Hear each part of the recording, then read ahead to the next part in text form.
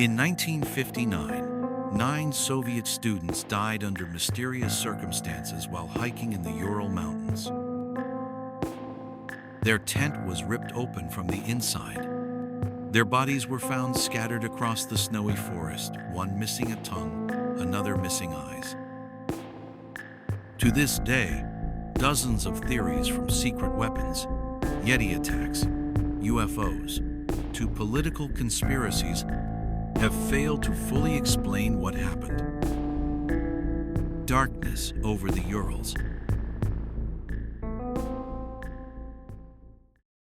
January 1959.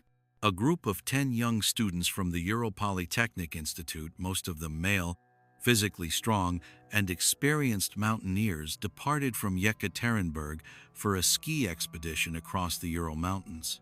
They smiled in black and white photos, waving maps and saying goodbye to friends. None of them knew they would never return. The ones who walked into the blizzard. The group was led by Igor Dyatlov, 23, intelligent, quiet, a natural leader. With him were 8 friends, students, engineers, even a former soldier. Among them, Lyudmila Dubinina, 20, the only woman in the group. The 10th member, Yuri Yudin, had to turn back early due to back pain. He became the only survivor. Their goal: to conquer Mount Otorten, a remote, treacherous peak in a desolate part of the Urals. In the ancient Mansi language, the name Otorten means, "Do not go there," the last day and the silence that followed. On the 1st of February, the group pitched their tent on the slope of Kolatsiak. In Mansi, it means Mountain of the Dead. They planned to descend the next day and send a telegram to the university. But that message never came. Almost a week passed. Worried families and friends urged the university to act. A search party was sent out made up of fellow students and professional guides. Soon, the military and police joined the search. Then, on the 26th of February, the search team found their tent. It hadn't been buried by snow. It hadn't blown away. But what stunned everyone was this: the tent had been ripped open from the inside. Inside were untouched bowls of food, shoes, journals, and maps. But the people were gone. In the snow, they found bare footprints. No boots, no socks. Just naked feet leading into the dark forest. Temperatures had dropped to -30°C. Following the trail, searchers found the first 2 bodies lying side by side under a tree. They wore only underwear. Branches above were broken as if they'd tried to climb the tree, fleeing from something. Over the next few days, 7 more bodies were discovered, scattered hundreds of meters from the tent, each in a different pose, each in a different mystery.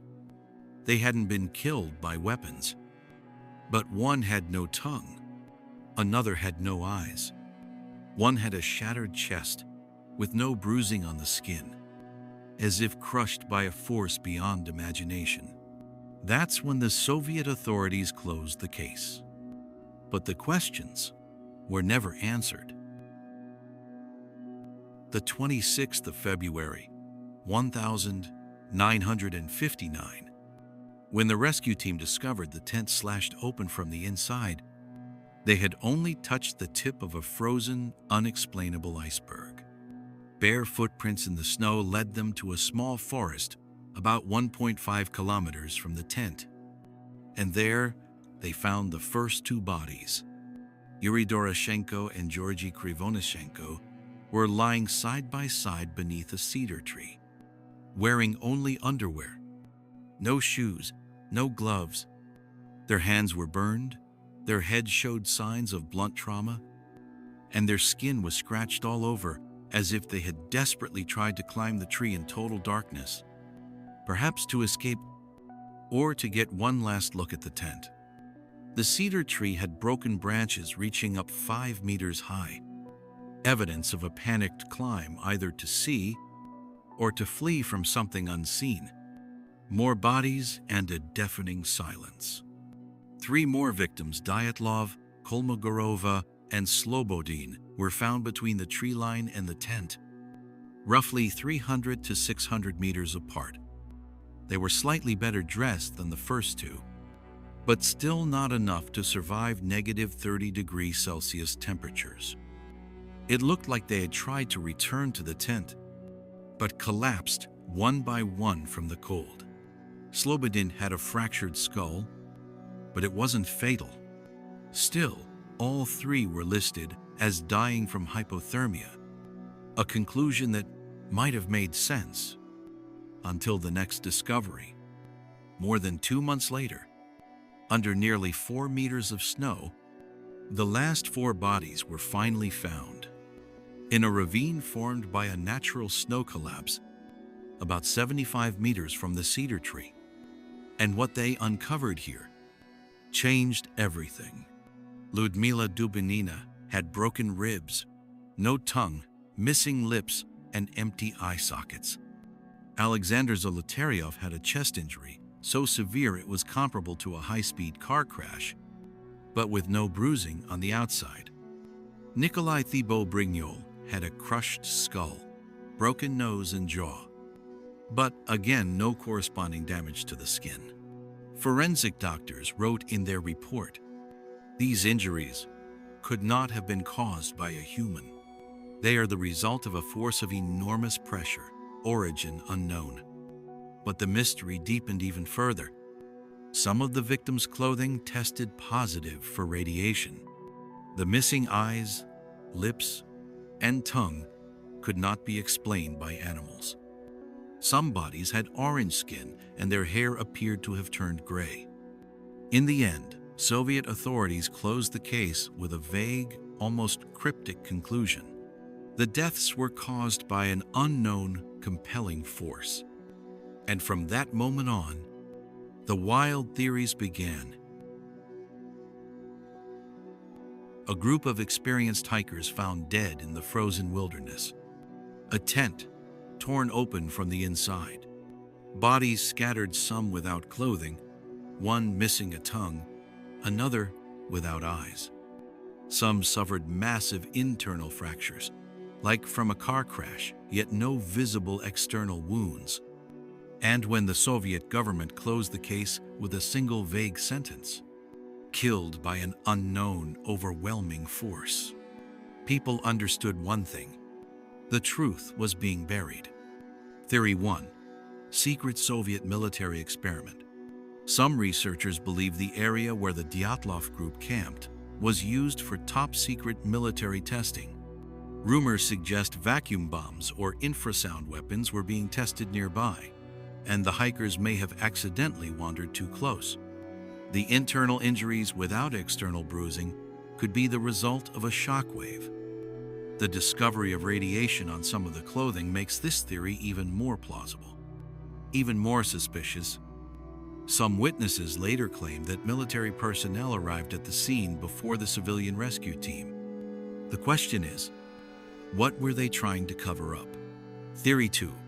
UFO encounter and otherworldly interference.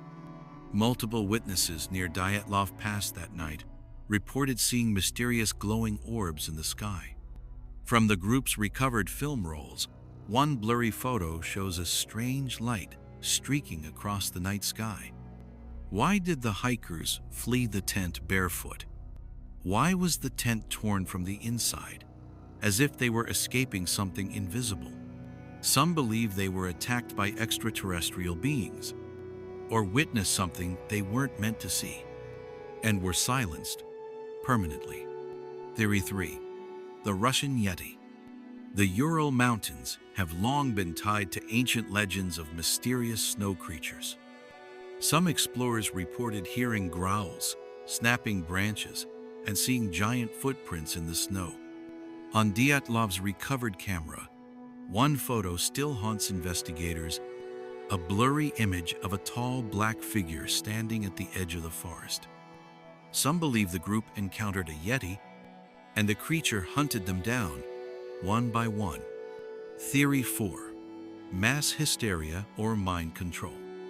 Modern psychologists propose that the group may have been affected by natural hallucinogens, like toxic mold in their food.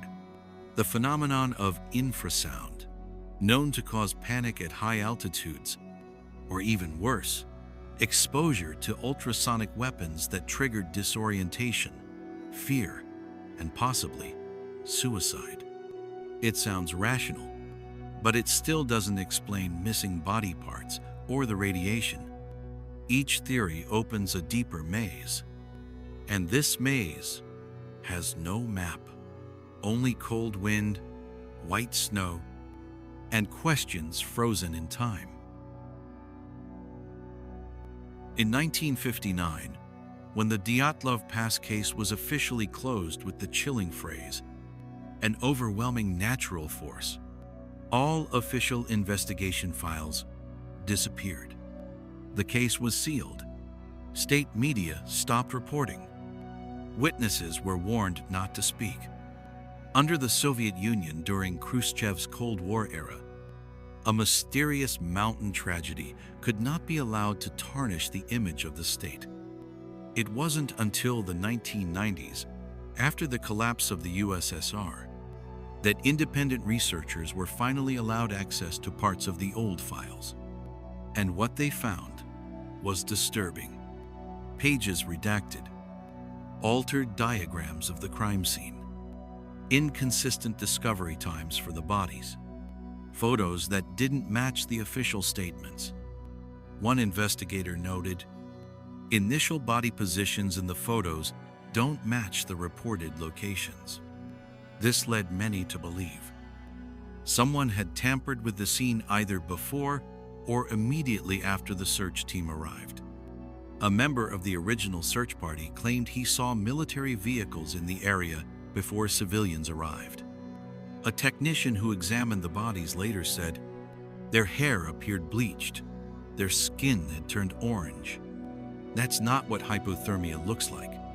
The man disappeared from public records a few years later. What was being hidden? One theory emerged. The Dyatlov group witnessed a top-secret Soviet weapons test. And to protect national security, they were eliminated by force, or by something worse. An unpublished diary entry surfaced, written by Lyudmila Dubinina, dated the 31st of January, 1959. "Last night we saw a pale blue light in the sky. It wasn't a shooting star. There was no sound. And it wasn't the only case." In 1960, just 1 year after Dyatlov, another group of hikers died under nearly identical circumstances in Kamar-Daban, Siberia. They fled their tent in panic, wore incomplete clothing, bodies scattered, eyes wide, mouths agape. No survivors. Once again, the government declared it was the weather. All that remains now are unfinished journal entries. A final blurry photo of a strange, glowing light, and 9 cold graves in a small cemetery in Sverdlovsk. Maybe the government didn't want the truth to get out. Or maybe they truly didn't know what happened. And that possibility is more terrifying than a lie. Nearly 7 decades have passed since that fateful night in 1959. 9 young souls, strong, brilliant, filled with ambition, stepped into the Ural Mountains with hope and courage. They never returned. No one knows what truly happened on Dyatlov Pass. And each time the truth seems within reach, one single detail tears the whole logic apart. A slash in the wrong direction. A fractured bone that defies explanation. A blurry photo of light, too vague to confirm, too real to ignore. Today, Dyatlov Pass has become a pilgrimage site for mystery seekers, independent investigators, paranormal researchers, even Hollywood filmmakers. All come searching for something left buried in the ice. The 9 victims are still buried in Mikhailovsko Cemetery, their simple graves visited every February. The only survivor, Yuri Yudin, lived until 2013. For the rest of his life, he kept asking himself, if I hadn't turned back that day, would I have been the 10th? One of the last photos taken by the group's camera shows a streak of white light across a black sky. No one knows what it was. A UFO? A military flare? Or a glimpse of something they were never meant to see? The final questions. Why did they tear the tent from the inside? Why were they underdressed in -30°C weather? Why was there no sign of murder yet evidence of extreme physical trauma? And why did they run in different directions, as if trying to escape different things? Maybe they were killed. Maybe they fled in terror from hallucinations. Maybe they witnessed something so horrific that their minds shattered. Or maybe, as some still believe, they encountered something humans were never meant to face. A phenomenon without a name. A rift between worlds. A doorway that opened at the wrong time, and 9 people stepped through, but none came back whole. The wind still howls across the slopes of Kolatsyakl. The snow remains blinding, cold enough to freeze logic itself. And sometimes, hikers say they hear voices in the wind. A melody, faint and strange, drifting between the howls of nature. A song that was never written and will never have words.